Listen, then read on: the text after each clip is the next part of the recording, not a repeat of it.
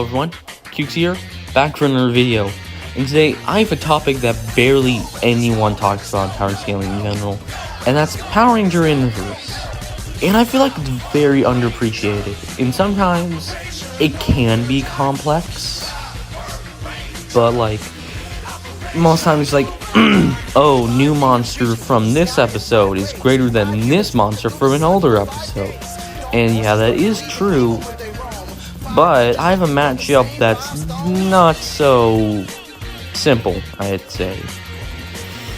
And that is Tronicon from episode 9 versus Vexicon from episode 10. At least I think that's what the episode numbers are. I don't exactly remember. But yeah, in my opinion, I do think this is an interesting topic. And besides that, I have nothing really else to say besides I hope you like and subscribe. It is not required, but I'd really prefer if you did. But besides all that, I hope you enjoy the video, and let's get the opponents ready to rumble! So I will be starting with Vexicon, because he just has more complicated and more interesting stuff than Tronicon.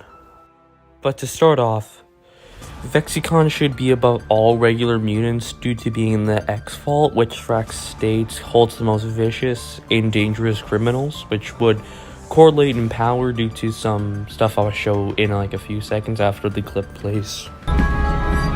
All the rumors were true. The most vicious of criminals were all locked up in the legendary X-Vault. Just the mutant I was hoping to find. This is consistent with Vexicon being above the average mutant because he can actually, fight the Rangers on a pretty even playing field and just beat the shit out of them. And then just stating that he's not really acting seriously and calls it a child's game or something similar to that, as I'll show now. Okay! You call this a challenge? Time to take it up a notch! He's then able to catch and redirect the V3 and V4, V5, V1, and V2 lasers, which generally calls a step up from like the regular weapons, and he literally just treats it like nothing, which is very, very crazy, especially in comparison to other monsters which can't even do that. And then he's also able to hurt the Rangers pretty badly, as shown in the background right now. And then at one point, he's able to literally demorph the Rangers with one of his bombs, which no other mutant has been able to do before him, which puts him really above all the rest of the mutants before him, at least in their regular forms. And I've only covered his regular form, not even his giant form, because his giant form even gets even crazier. And I will talk about his giant form now, because I literally just mentioned it. So before we actually talk about his giant form specifically, we have to talk about the giant forms of mutants in general. As stated by Circuit, mutants grow more powerful as they grow larger, which makes logical sense. And I'll show the clip now. Causes him to grow to a tremendous size with more strength than ever. Oh, great. Now you tell us. So then he gets a power-up over his previous overpoweredness. And now it's time for the really crazy stuff. Vexicon himself is able to defeat the Time Shadow Megazord, the same Megazord who was literally just introduced, and could break the Time Megazord's sword, which has not been done ever. So yeah, I think it's pretty consistent to put him above the rest of the mutants and the rest of the Megazords. And the only way the Rangers won is because they had to combine the Time Shadow and the Time Megazord. And that's basically all I have to go over for Vexicon. Honestly, he's a very interesting character to scale because of all the inverse stuff. Besides that, let's move on to Tronicon. Okay, so next we have Tronicon. the robot that appeared in the previous episode of Power Rangers Time Force before Vexicon. And I'm not going to argue that Vexicon upscales Tronicon, because Tronicon's a robot and the X-Vault statement only applies to mutants specifically.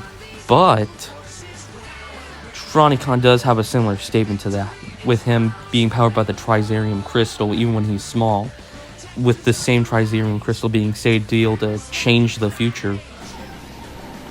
Power like that can change the future. With previous mutants not being able to pose such a serious threat. So I basically just put him above the rest of the mutants before him. So yeah, pretty similar to Vexicon. But then he grows larger, and if you remember, as stated by our boy Circuit, monsters when they grow become stronger. So that's just another amp over his Trizerium Crystal.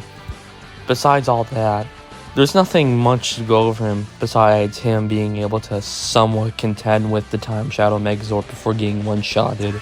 And that's all he has. I know, very short.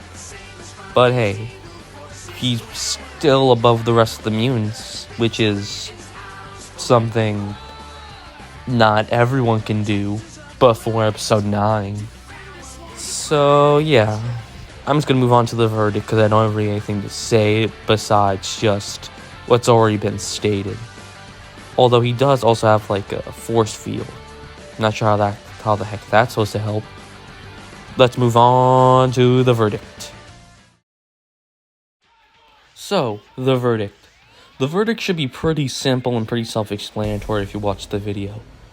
And the verdict is, drumroll please, is that Vexicon kinda slams. And the reasons why are also pretty simple, just like the verdict. The reasons for Vexicon kinda slamming is because he just has better, like, fights with the Megazords. Like, he can defeat 2 of them and break one of their swords, and the only reason they won is because they combined with each other.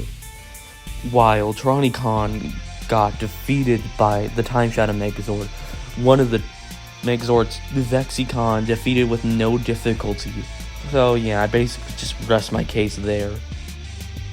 Outside all of that, I hope y'all enjoyed, and I hope I can do more content like this.